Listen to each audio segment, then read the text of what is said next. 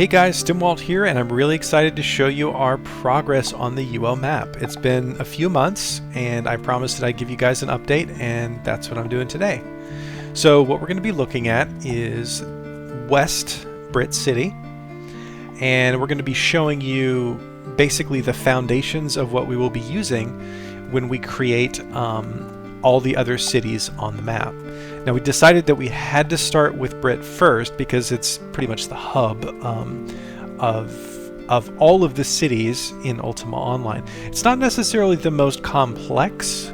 There's a lot of cities that do have more complexity. I don't know. They're just more. I don't know. The architecture might be different. Like Trinzic comes to mind. It's also a fairly large city. But Britain has a lot of buildings. It has a lot of roofs. It has a lot of vendors, and it has an east and a west, so it's obviously a massive city. So there was a lot of things that we had to figure out technically with Brit first before we started deploying to other cities, and like Trinzic or the other cities in the world. So anyway, this is not only a performance test, it's the basically laying the foundation for how we will erect all of the cities on the map. And once we've finalized this approach in terms of performance and decoration and dark, gritty Ultima Online feel, we'll then be able to deploy it relatively quickly. So what we're showing you now is what we've done for West Brit City. But just keep in mind, in the coming months, we will likely have other cities really quickly. We just have to make sure that we get our foundational templates correct and fully optimized before we start deploying everywhere else in the world. So hopefully that makes sense to you guys, and it's why that I've narrowed the focus to just West Brit City. And then my next video is going to show you guys a lot more. It's going to show you outside of West Brit City. It may even show you boats. We do have in a prototype state right now Ultima Online boats. I'm not going to show that to you right now. I'm going to show that to you in the next video, as well as a lot of other things. But yeah, let's get started. So let's run up here. As you can see, we've got this tower, and for those of you that played Free Shards, you'll remember that this is where all the faction fighters would stand, and if they jump out like this, they could engage with other faction fighters. It was a really fun area for those into PvP. And this is the bridge, and on a lot of shards, the guards line was right here, and so people would wait right here and pop out to get into a fight. They'd also wait up there at that guard tower too. So anyway, one thing to show you as we approach Brit City is we're well aware of the issues that occur in the base Legends of Aria game. Basically, when there's a lot of people in Upper Plains or a lot of people in Southern Hills, and in that game it's called, what's it called? I don't even remember. But on our server it's Moonglow and Brit. When there's a lot of people on those regions, it really, really slows down. So what we decided to do from a technical standpoint is separate the city of Brit from the surrounding areas. If you look up here on the mini-map, you'll see this sort of crudely drawn S. What this denotes is the region change that will occur when you enter the city. So this is by design, and this is a test for us because we want to be able to provide really good performance in cities. And as you know, Ultima Online, people just sit in the city a lot, and so we want to be able to support that without any performance degradation for people that are maybe fighting out here on the bridge. Okay, so let's just transition over. Alright, and you see we are now in a new region. So this is West Brit City. We're now in the region of Brit City. So I'll just start by coming up here to the bank. Just type bank, and there we go. We have our bank. Pretty cool. You can see how we've designed things. I will go ahead and open up the door. You'll notice that we have Ultima Online style animations for our doors, quick open and quick close. And we've done quite a bit of design here inside the bank.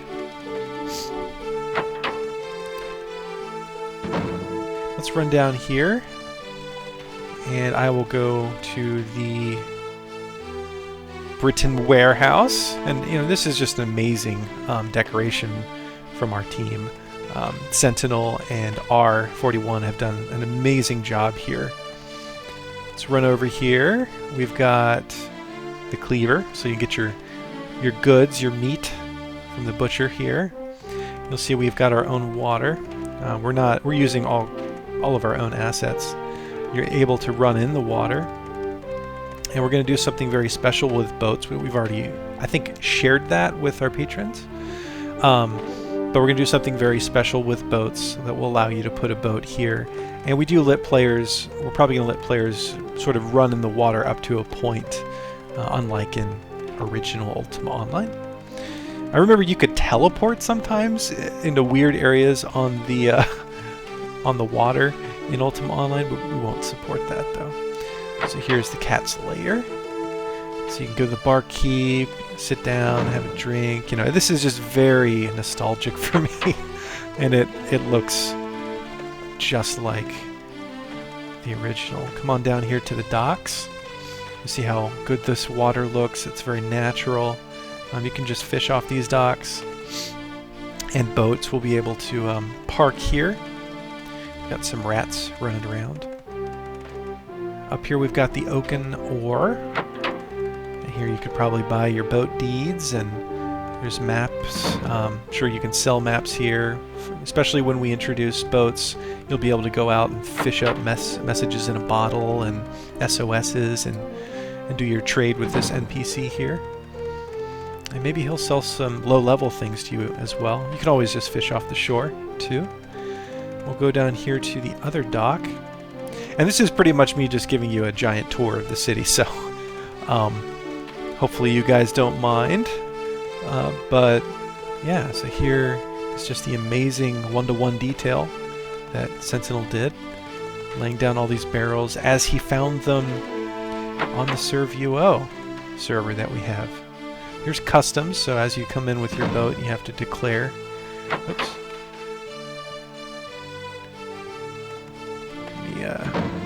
There we go. And so, we want people to be able to access the water and even walk in the water a little bit. We might even add something where you can dig certain sea creatures up when you're sort of half submerged in the water, or fish with the net when you're on the coast.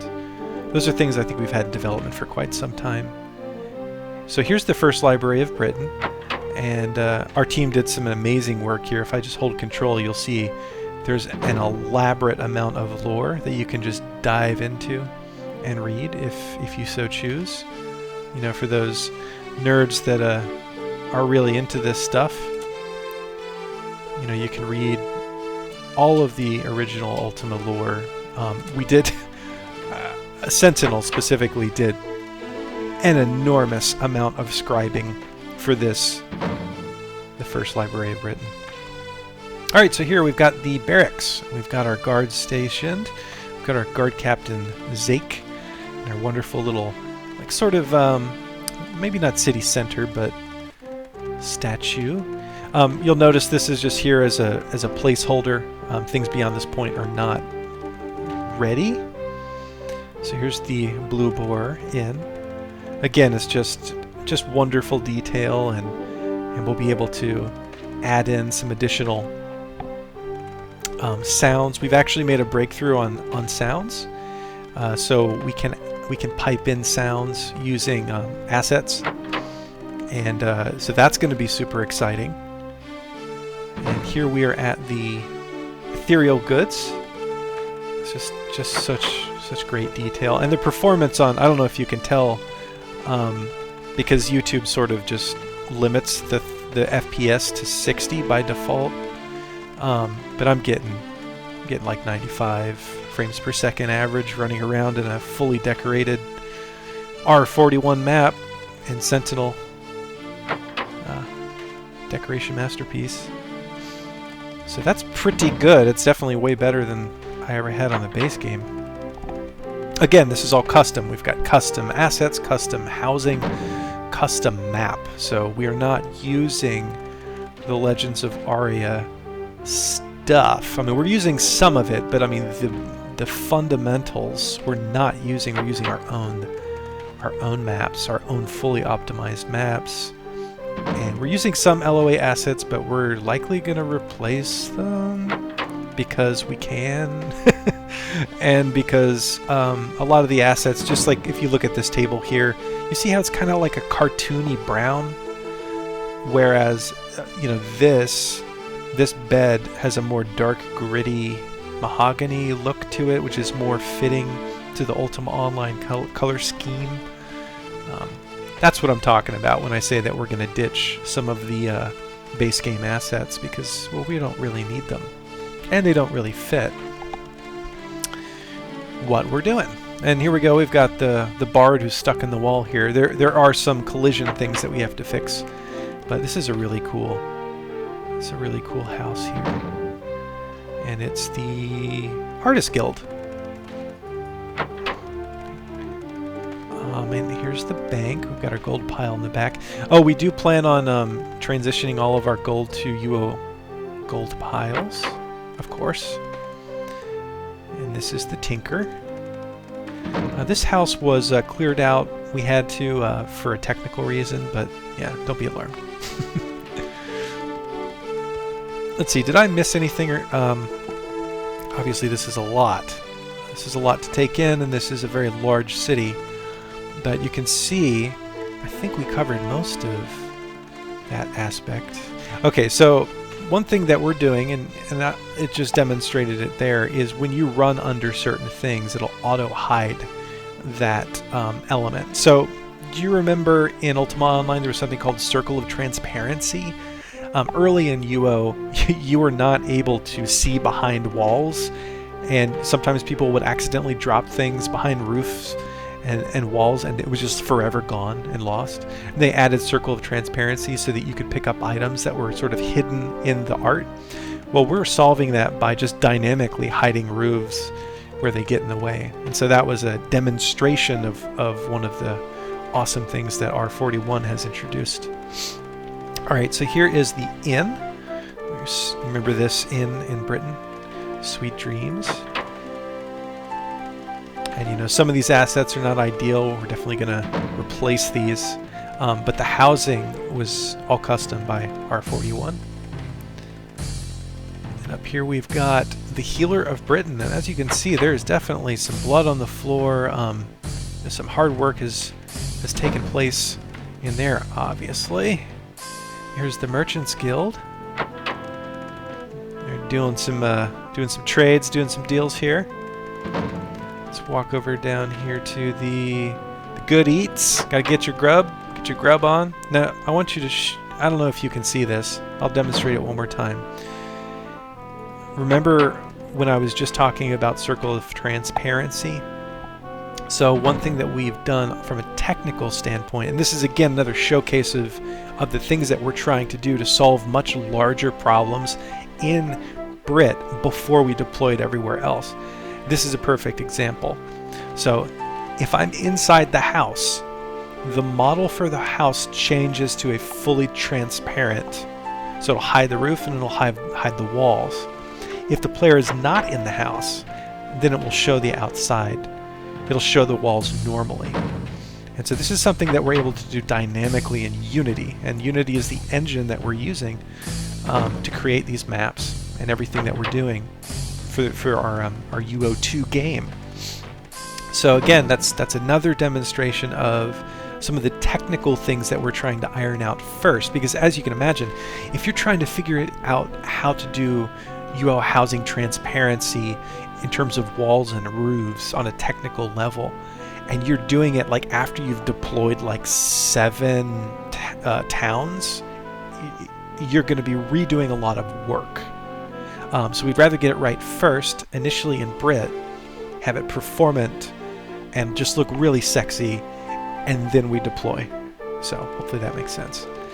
It may not, it may not make sense immediately, but if you can just think of it as not doing double the work, actually in this case, not doing like 12 times the amount of work, get it right the first time, and then create all of your towns. And again, here we go. Boop. The walls are no longer transparent because I, the player, am not inside of it. And it should only show for the player, not for everyone else, so these walls don't just dynamically change when a guy's inside. You have to be inside. Here we go. We got a theater, and as you can see back here, this is where they read the script and practice, where they change their clothes. And some of these items are much darker than we'd like, and we definitely are going to swap those out for what we do like. And you'll probably notice that oh, no, we just walked into the sawhorse.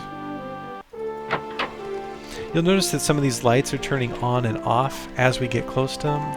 We've identified that as a LOA base game issue. So we would have fixed it if we could. So we've already let CS know about that. So don't don't think it's going to stick around, because see how the light's on off in the distance, and it turns off when the player gets close. That's a base game issue, and that will get addressed. So. It'll be alright. I'll run up here real quick to the blacksmith. Yeah. Spent some time here. That's very nice. Everything's very well designed. And then this monstrous house here, it's really an academy, I guess, is Lord British's Conservatory of Music. Wow, look at that. You can go up to the second floor. Ah, we had a little issue on the stairs there, but don't worry, we'll fix it. And see, that's just so beautiful. And same thing on the other side. You've got some pews and some drums. And so now that it's actually night outside, the lights don't turn on and off. It's a fun issue, but basically, if it's truly dark outside, the lights are permanently on. If the time of day is day, then the lights will be on and then turn off when the player gets close. And this is the maid shop. Looks like we haven't made this particular roof invisible, but don't worry, we'll fix it. As we've already shown, we're able to do that. And here we go. We have the animal care facility. We'll go back here to the vet room, and ooh, we got some bandages, some blood on the floor. You know, that's a tough job. Let's come down here and see what we got. This looks like just a home. Very cool. You can see the water over here. Let's just run up here and see what we have. Ah, yes, the bucking horse stables. So we have our horses, and we have some barrels of water here. And a lot of these assets you're seeing on the ground, this one in particular, and some of these others, they're custom. We made them ourselves. So, if you're from the base game, you might be going, "Hey, how come I've never seen these things like the Ankh over here?" It's because the base game doesn't have them. They'd have to make them. So, our plan is basically to eventually, with your support, replace some of these assets. I mean, obviously, we're making the UL map no matter what, with the LOA base assets or with our own. We're making it. But the long-term goal is to replace all of the Legends of Aria assets that don't fit our color scheme. Like, look, this is a perfect example. This wall is an R41 Ultima Online dark gritty style hue or color. And look at that bed in there. You see the bed frame? It's like this pastel brown. I mean, it's just, it looks like a cartoon. So we're going to replace this with something that fits more the color scheme for our goal. You feel the warmth of the roaring campfire. Oh yeah, I forgot I did that system, camping. That's a fun system.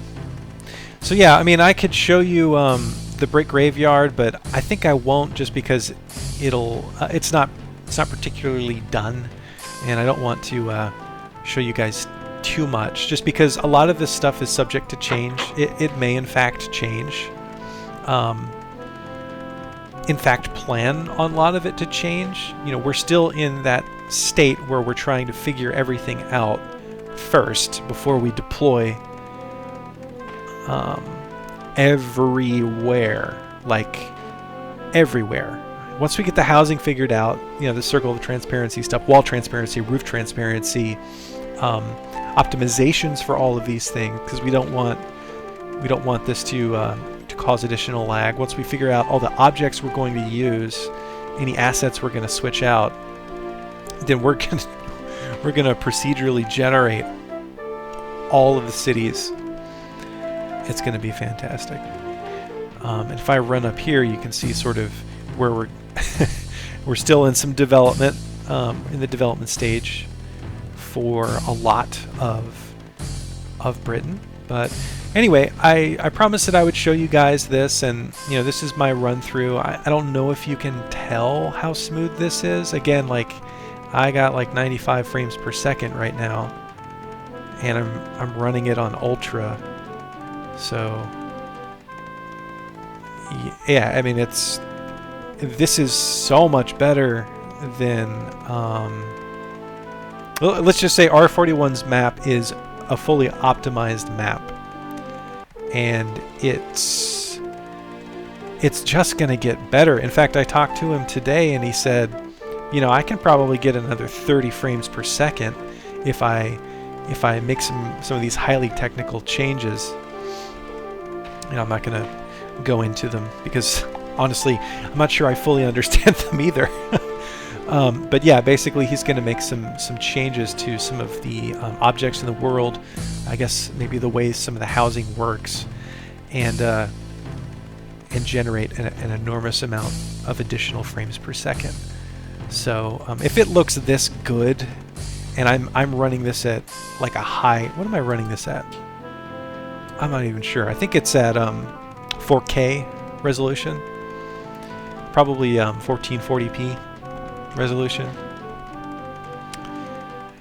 and I'm getting 95 frames. I mean, I can't even imagine what this is going to look like once we're fully decided on the templates that we'll be using for housing and structures throughout the entire world. It's just going to run so wonderfully. And then you know, the decorations that we're going to be doing, they're going to be 1-to-1 and pretty fantastic. You know, is everything perfect right now? No, definitely not. Like I remember on some free shards, you had like in this tower, you had a doorway. You could go up to the second level. There was a guard standing here. You could drop off a head and get a bounty, things like that. You know, it's not done yet, but it's gonna get there because, you know, we have that dedication to get everything exact. And even when you interact with these NPCs, currently if I talk to the mentor or the banker, it's he's not going to respond exactly like they do in Ultima Online, but they will. And you know, so those are all a part of the plan. Those are all it's going to happen. It's just sort of a long-term thing. So hopefully you guys are excited to see what I've shown you, and you see the vision that we have here. You understand that, you know, this is a fully volunteer nonprofit project.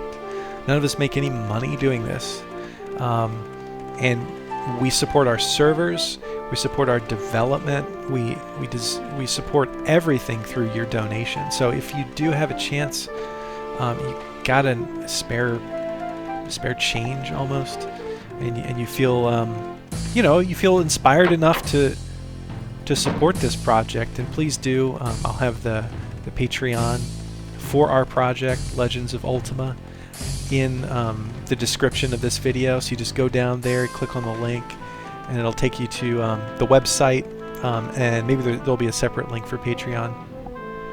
You know, $5 a month, it makes a big difference, because we support 2 servers. Actually, no, we support 4 servers now. And we're 24/7. We're in production, and you know, this keeps the game servers online. It allows us to continue our development. It helps us with our map making, and you know, we don't make any money off this. we're doing this because we love Ultima Online, and we're doing this because we want to see the game in a modern engine. So yeah, if you can support us, we greatly appreciate it.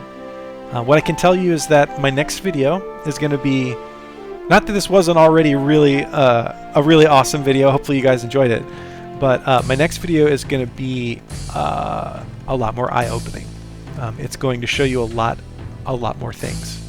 It will likely show you the rest of this city and a few other cities. It'll also show you the world outside of Brit, and maybe where the dungeons hook up to the map. I'll show you that transition. And boats. I'm really excited to show you boats and seeing how it's going to work in our world. And you'll be able to ride around in a boat and fish in the deep sea. Maybe pull up a SOS or message in a bottle and fight some water elementals. I'm not going to give you guys a promise on when the next video is going to be, because what we discovered as a team is that, I mean, we always knew that giving an ETA is a dangerous thing. You give an ETA and everybody holds you to it. We're not a company, we're a non-profit, we're volunteers, so I don't want to give you an ETA. But I can say this: our goal is that by the end of this year, before 2020, we hope to have the UO map on our test center available for our community to log in and play. Once we are satisfied with the performance, our goal is to transition to the UO map. So there's going to be a playtest on Test Center. We're going to let everybody, not just people that donate to us via Patreon, okay, we're not going to do that.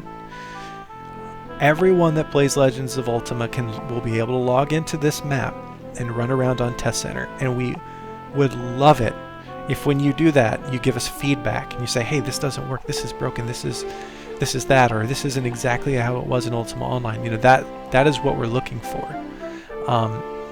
We've talked internally and we said, hey, could we launch everybody onto this map with just a finished Britain city and 2 dungeons and an outer world?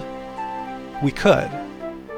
We've talked about that, but again, it's all about performance. It's about accuracy. So all these options are on the table, but what I can tell you now is the goal is before 2020, this map that I'm running around on right now will be on Test Center, and our community can connect in and run around on it and modify their characters and have fun and test things and keep us honest and say, hey, listen, you guys have done an amazing job. I absolutely love the artwork. The map is great, but my OCD is kicked in and this is not the name of the NPC. This is.